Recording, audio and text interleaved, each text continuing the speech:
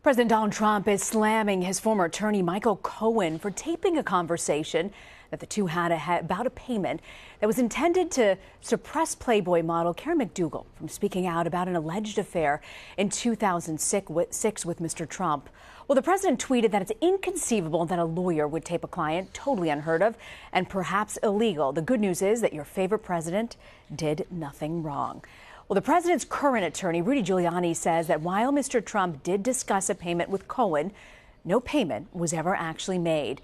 And so he believes that the president is in no danger. CBS News legal analyst Ricky Kleeman joins us now by phone. Ricky, is the president right when he says it's possibly illegal for Cohen to have taped him? It's not illegal, but it may not be very ethical on the part of Michael Cohen. In New York, we have what we call a one-party consent state. And what that means in plain English is that only one person has to know that you are tape recording a conversation. So there's nothing illegal about taping this. However, a lawyer has really three choices when they have a conversation with a client about how to remember the conversation. They could just simply remember it and not write anything down. They could write a memorandum to the file so that they do have a way to refresh their recollection. Or in this case, what Michael Cohen chose to do was to tape record it. I would certainly not be happy if I were a client to find out that my lawyer taped a conversation with me. But we have other hurdles here, Rena. This is not just this simple. Number one is Barbara Jones was appointed by the court to be a special master to decide in the hundreds of thousands of documents that were seized from Michael Cohen's office and home. Which ones of those were privileged? We only know that a very small percentage of them were privileged, but we don't know whether this conversation fell into the privileged category or the non-privileged category. If Michael Cohen's acting as a lawyer giving advice to a client, that certainly could be considered privileged. If he was acting as a quote-unquote fixer, which is how he liked to define himself, well, that would take it outside the privilege. So we also have one other factor, because this goes through layers, and that is even a privileged conversation could find itself admissible in a court of law if it was part of something we call the crime-fraud exception. Was there a crime being perpetrated here? I don't see it. Was there a fraud being perpetrated here? I don't really see that either, because it is not illegal to pay off a woman or anyone else and sign a non-disclosure agreement. And if we accept Mr. Giuliani's statement, there was never any conversation about a payment that was actually made.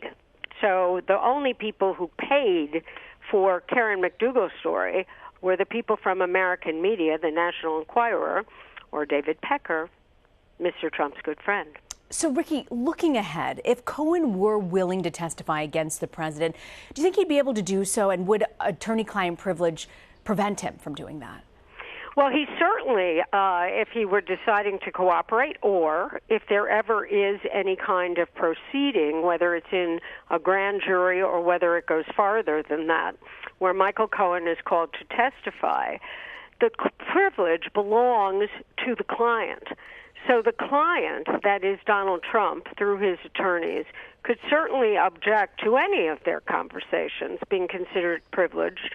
Whether or not the special master has ruled, it would be time for a court to rule in private. It's what we call an in-camera inspection. Now, there's another question.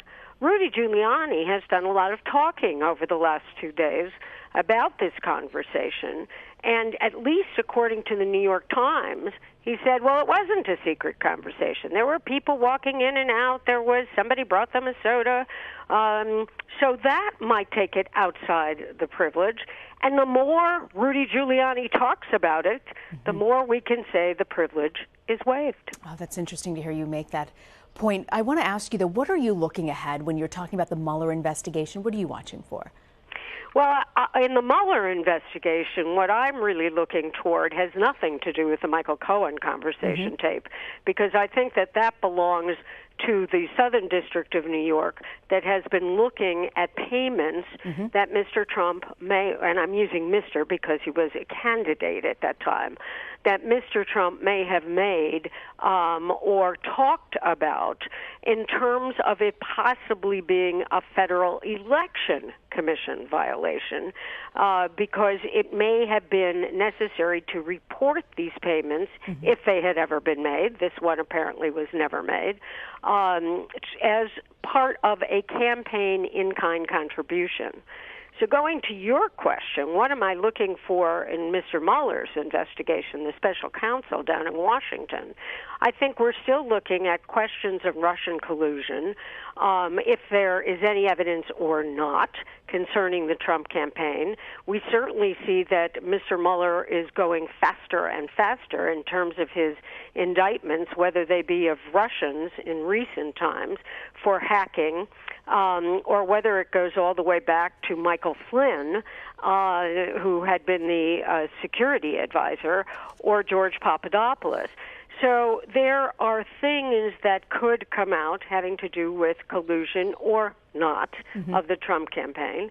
And then ultimately everyone wants to know, will there be a report to the Department of Justice and therefore to the Congress concerning any obstruction of justice? And that's anybody's guess, because if we think we know what is going on in the investigation of the special counsel, we are sadly mistaken, since Robert Mueller tends to surprise us all the time.